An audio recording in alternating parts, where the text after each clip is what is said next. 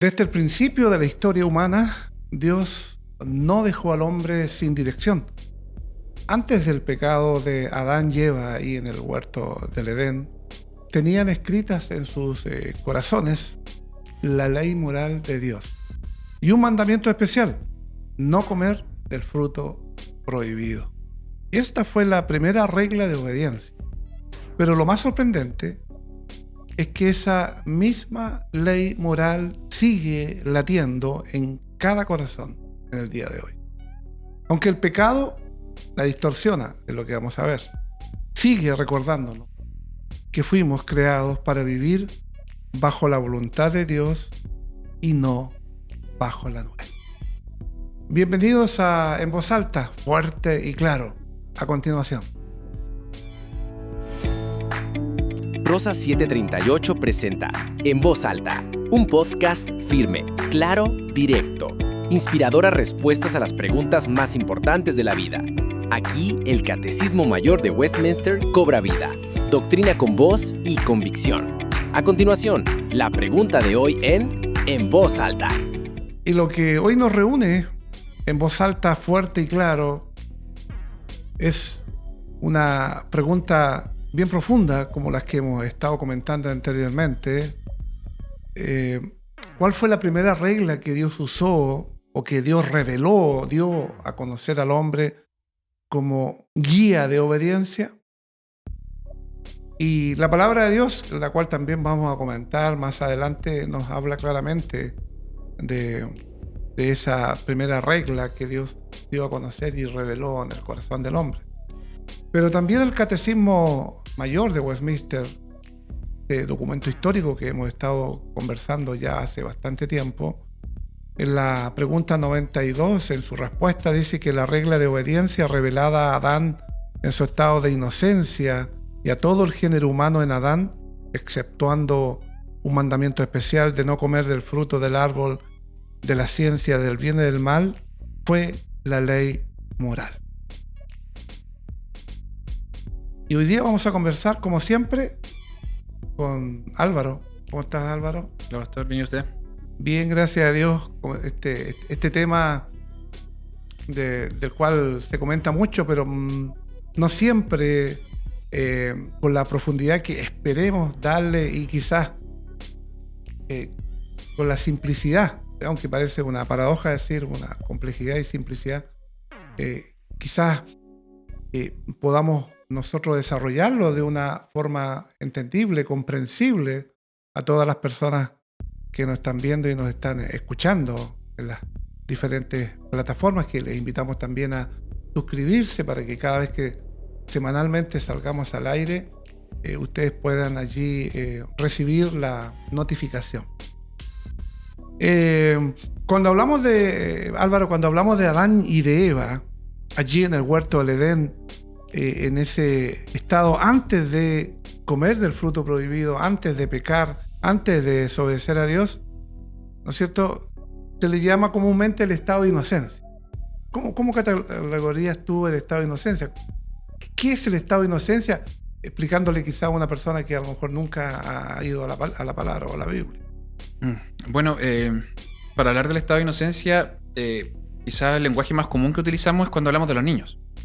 El niño de por sí, de forma natural, tiende a actuar de manera proclive a hacer lo que nace sin ninguna mala intención, aparentemente. Y llamamos estado de inocencia a ese niño hasta que no conoce el mal, es decir, hasta que este niño deja de actuar de una manera más bien instintiva y ya comienza a tener intenciones. Muchas veces intenciones de esconderse de los papás, de hacer cosas que le dijeron que no hiciera, etcétera, etcétera. Y se acusa solo porque generalmente se esconde. Se esconde, se arranca. En mi caso, León, cuando está haciendo algo malo, me busca con la vista. Entonces yo sé que si me está buscando con la vista es porque algo está haciendo. Pues bien, esto solamente es un vocabulario que utilizamos, pero la verdad sabemos que los niños, como dice la palabra de Dios, tanto Jacob con Esaú como el mismo rey David, dice que en maldad somos concebidos finalmente. Entonces el niño, aun cuando no tiene esta intención tácita de hacer el mal, pecado me concibió mi madre. Lo trae de por sí y aunque no lo notemos, los niños hacen lo que ven Y obviamente si van a imitar a los adultos que están alrededor, van a imitar finalmente el pecado. Entonces lo traen dentro y también lo imitan. Pero esto es solamente una referencia. A lo que nos referimos con Adán y Eva específicamente en la inocencia, es inocencia real. Es decir, ellos no es que no hicieran intencionalmente el pecado, es que no conocían el pecado, no conocían esto. Su estado natural era de ser como Dios los creó, y lo único que tenían en su corazón era agradar a Dios y cumplir lo que Él manifestaba voluntariamente hacia ellos. Entonces por eso decimos inocencia, por eso hago este parangón con los niños, porque no solamente como los niños no conocían el mal, sino que no tenían una manifestación de lo que era el mal. Entonces era inocencia como tal, o sea, no sabían lo que era aún. Y de una otra forma, esto nos ayuda a entender también la gran pregunta que muchos psicólogos, muchos sociólogos, muchos educadores se hacen: si el ser humano nace pecador o con el tiempo, como la gran mayoría dice, va absorbiendo y va desarrollando eso, y la sociedad y el mundo y donde está inserto lo convierte en un pecador. Pero la Biblia, justamente tú mencionaste algunos textos donde la Biblia dice que somos pecadores, en pecado fuimos engendrados. Y por lo tanto, este estado de inocencia fue un estado excepcional, único y exclusivo en Adán y Eva. No se repite, no es que nacemos, aunque este estado de inocencia se usa tal como lo mencionaste, pero en el fondo nacemos pecadores, y no que con el tiempo lo vayamos desarrollando. Hay que hacer un paréntesis ahí. Desde el punto de vista judicial, todos pecamos en Adán, como dice Pablo. Entonces ya no existe esa inocencia delante de Dios, porque efectivamente todos, como nuestro representante federal, pecamos junto a Adán. Pero eso es judicialmente. Moralmente está esto de Jacob con Esaú peleando inclusive antes de nacer, y está esta manifestación, esta tendencia natural, que finalmente no es tendencia natural, sino que es esclavitud al pecado que incluso los niños tienen. Esta idea de hacer el mal y esconderse, lo tienen arraigado. Lo que pasa es que como son niños aún no es tan grave, entonces por eso le bajamos el perfil. Pero moralmente tenemos eso arraigado. Lo que pasa es que se va manifestando lentamente, pero lo tenemos. La inocencia no es algo natural en nosotros. Desde Adán y Eva nacemos todos en pecado y estamos esclavizados por el pecado finalmente. Y en ese estado de inocencia de Adán y Eva en el huerto del Edén, Dios le dio un mandamiento. El mandamiento claro, explícito, de que de todos los árboles que estaban en el huerto pudieran comer, pero menos del árbol de la ciencia del bien y del mal.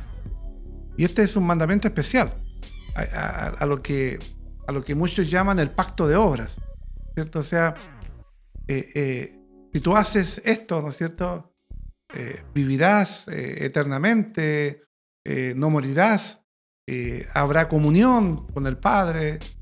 Todo lo que originalmente el Padre pensó en Adán y Eva, y que el pecado truncó, y que finalmente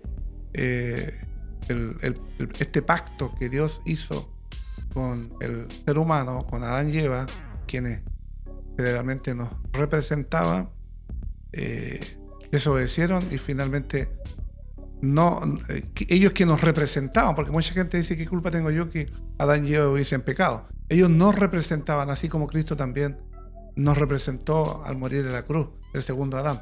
Perdón.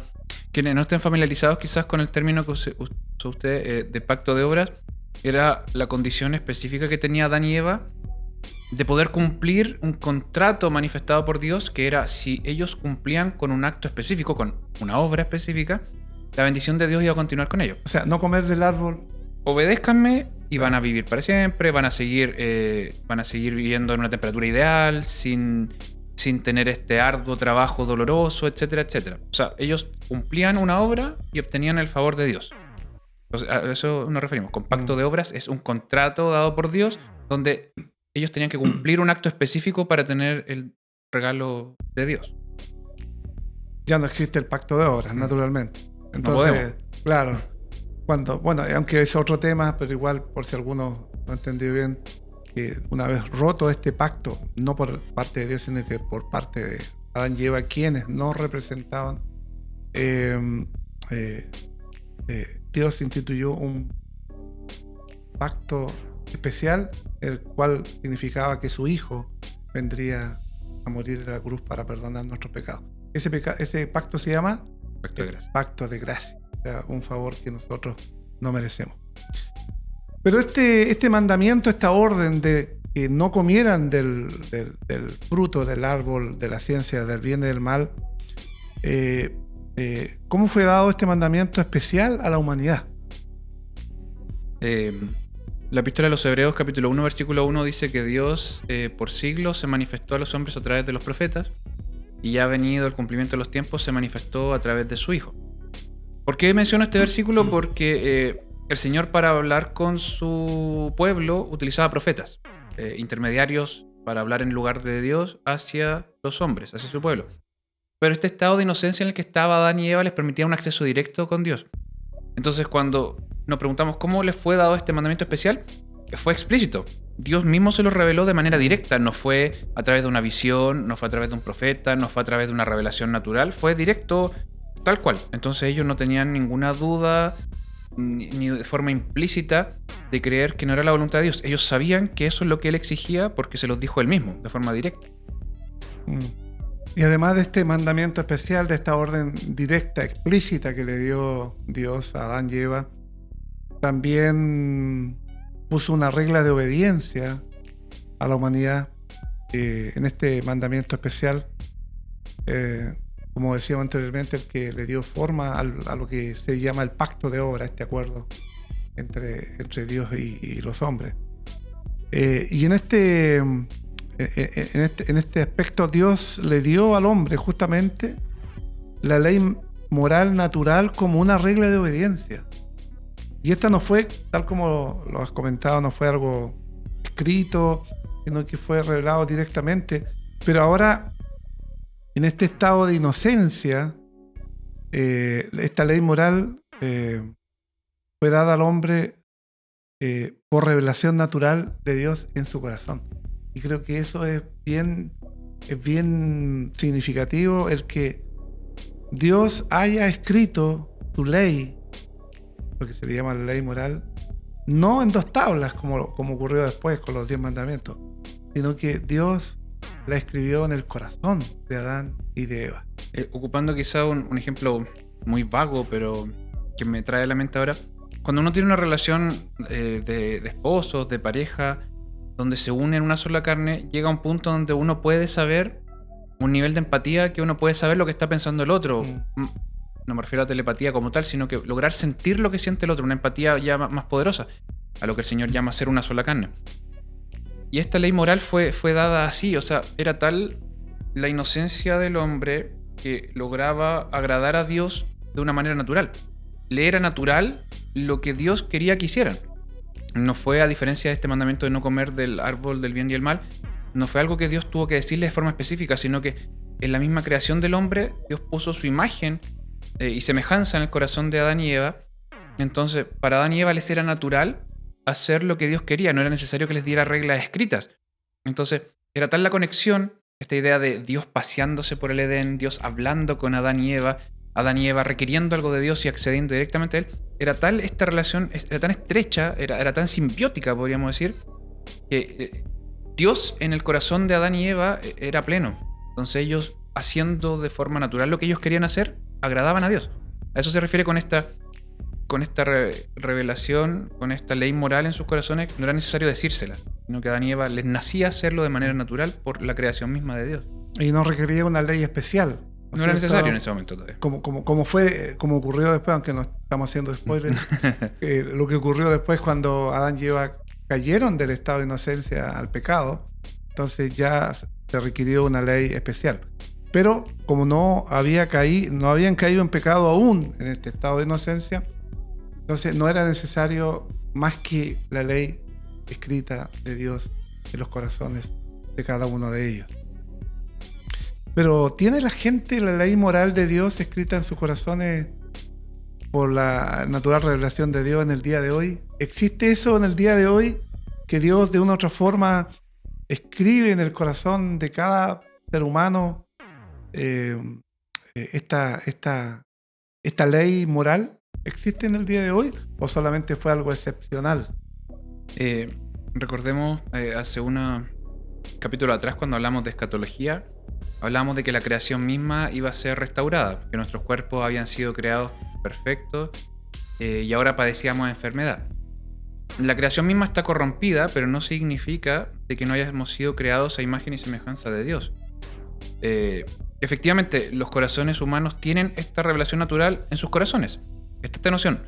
Lo que pasa es que está tan entenebrecida por el pecado que se ha alejado tanto que es difícil notarla.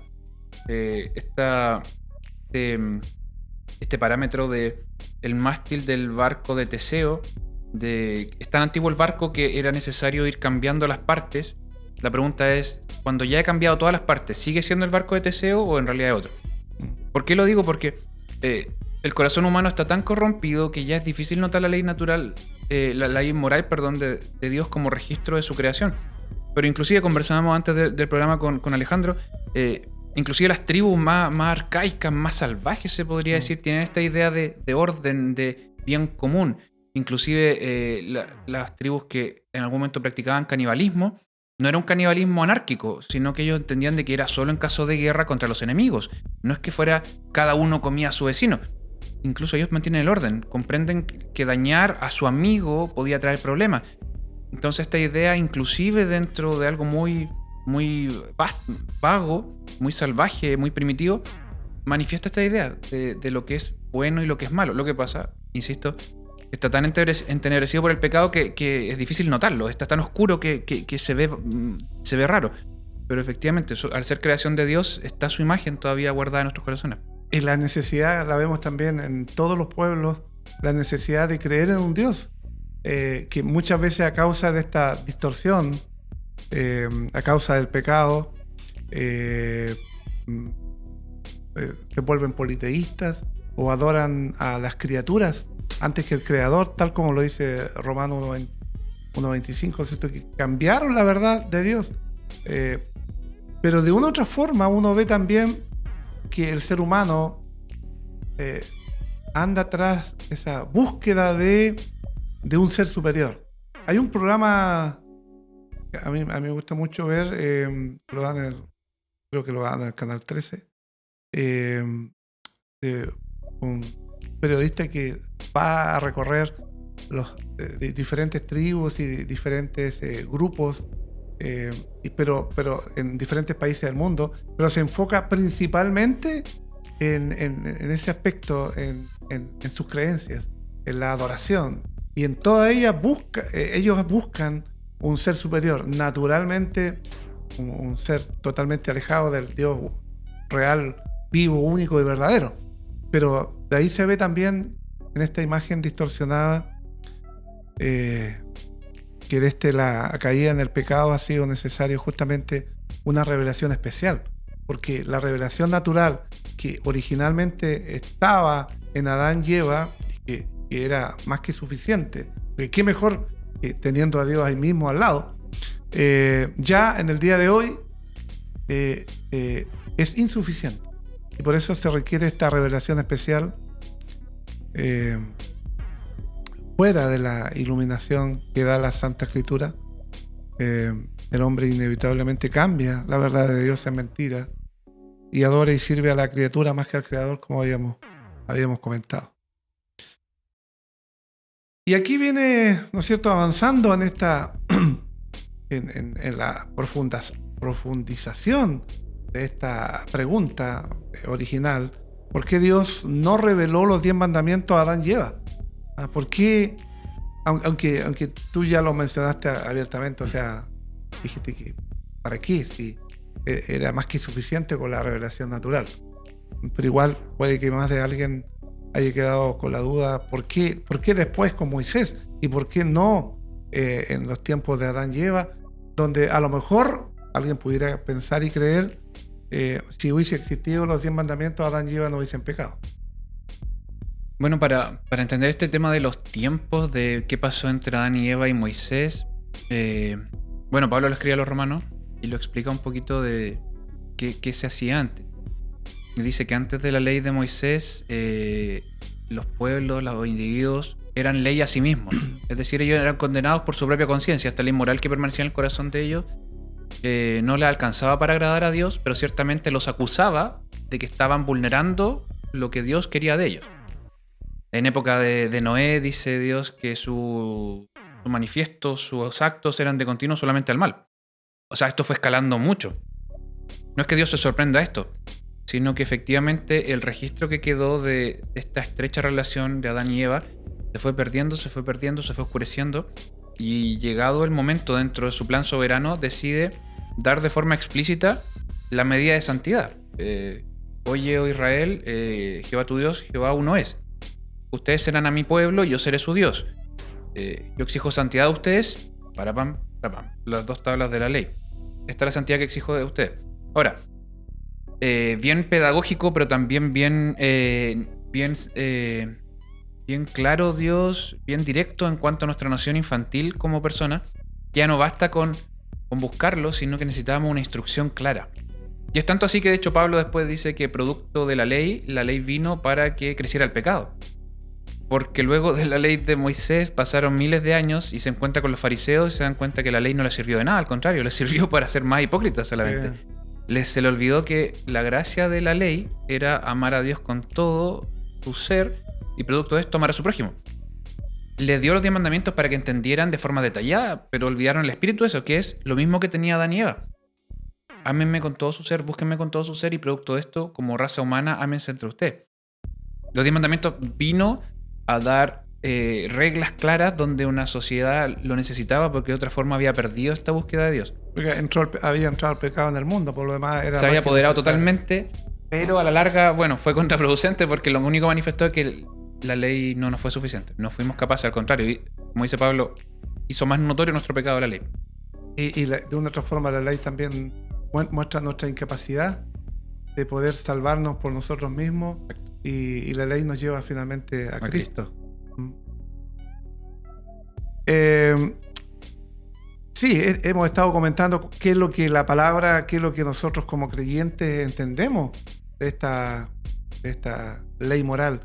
Pero ¿cuál es el punto de vista moderno de esta ley? ¿Qué es lo que hoy día, o qué a través de los tiempos, muchos más distorsionados aún y que no les ha alumbrado la luz del Evangelio, entienden por ley moral?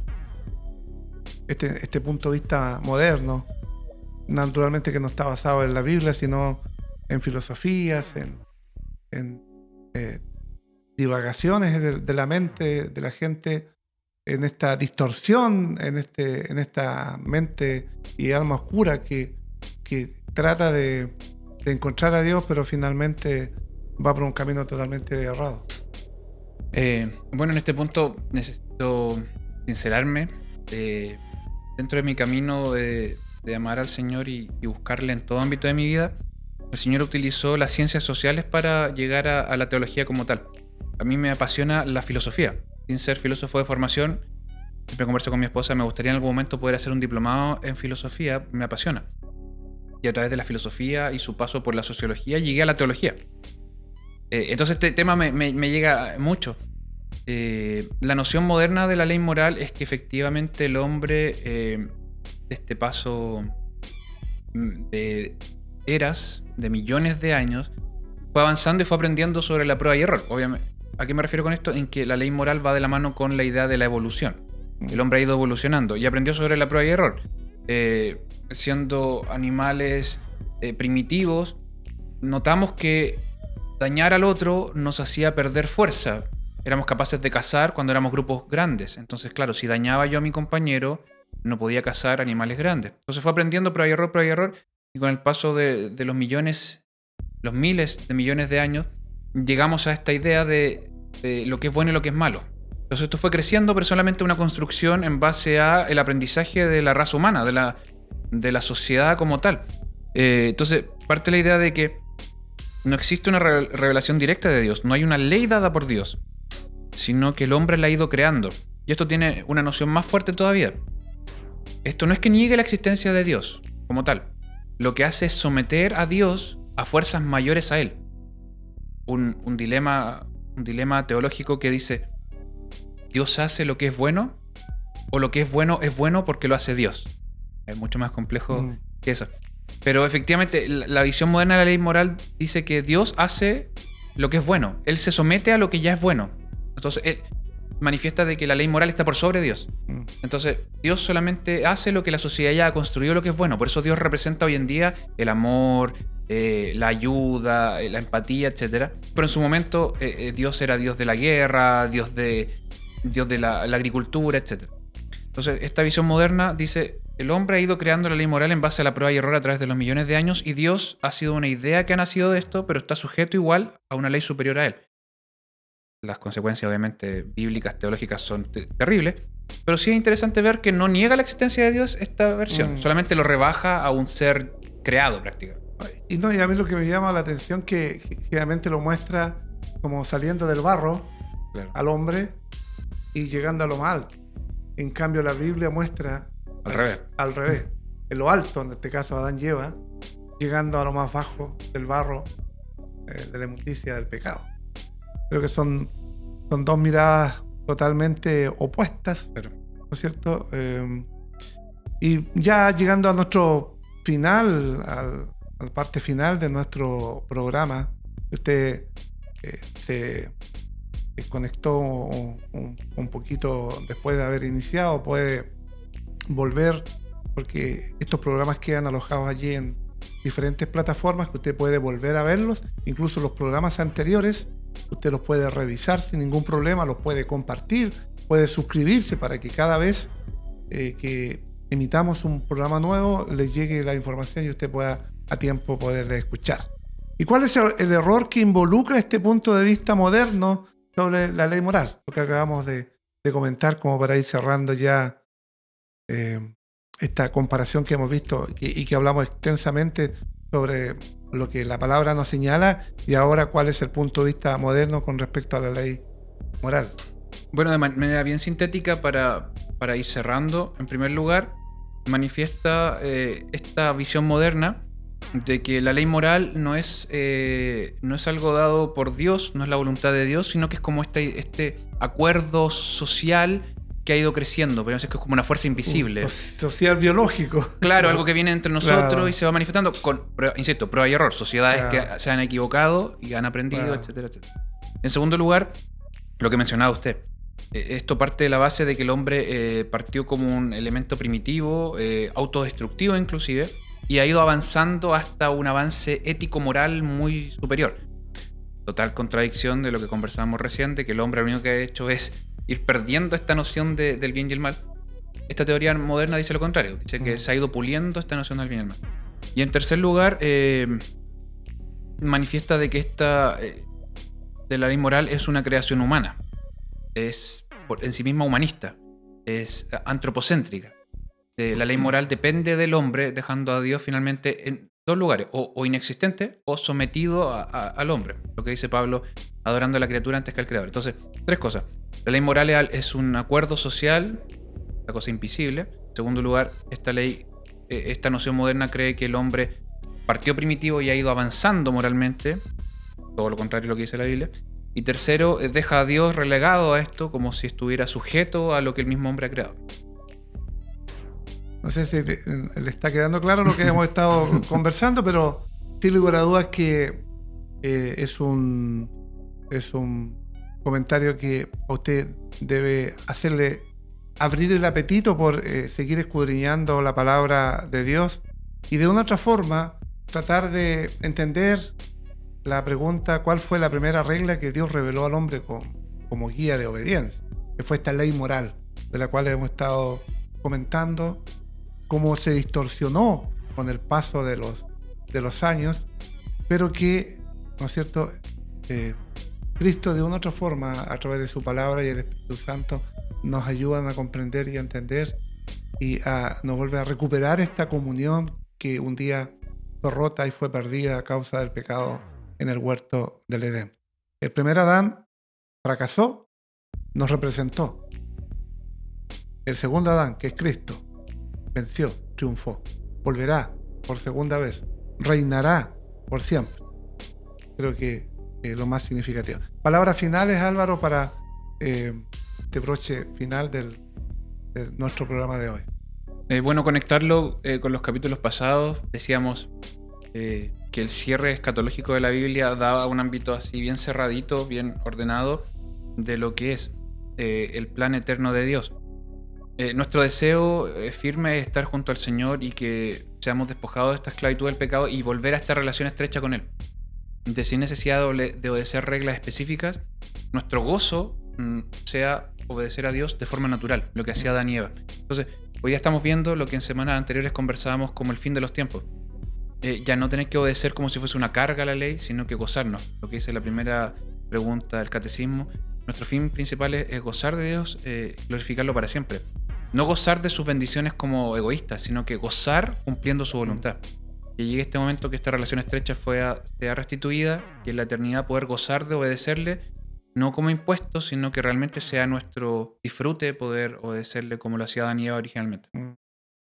Esta primera regla de obediencia que hemos estado viendo, que no solo fue para Adán y Eva, también nos recuerda a nosotros que Dios es el Señor y que nosotros somos sus criaturas. Y tal como lo ha dicho Álvaro, que esta ley no sea una carga, sino una guía de amor, justamente apunte a la vida plena en el Señor. Si la ignoramos, vamos a repetir la rebelión de Adán en el Edén. Abrazar esta ley que Dios ha puesto en los corazones de todo ser humano y que se despeja y que nos ayuda a entender a través de Cristo, es caminar hacia la verdadera libertad y no como muchos consideran que la religión es el opio del pueblo. Cristo es quien rompe las cadenas, quien nos da libertad. Y hoy la pregunta no es si existe una regla de obediencia, sino si estamos dispuestos a vivir. Que Dios nos bendiga.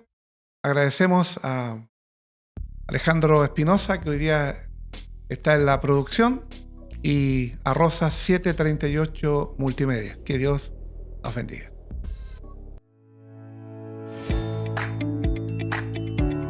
La verdad no se grita, se proclama. ¿Has escuchado respuestas eternas a preguntas que definen tu vida? Esto fue En Voz Alta, doctrina con voz y convicción. Hasta el próximo episodio, donde la voz de la fe seguirá resonando en tu mente, en tu alma y en tu caminar.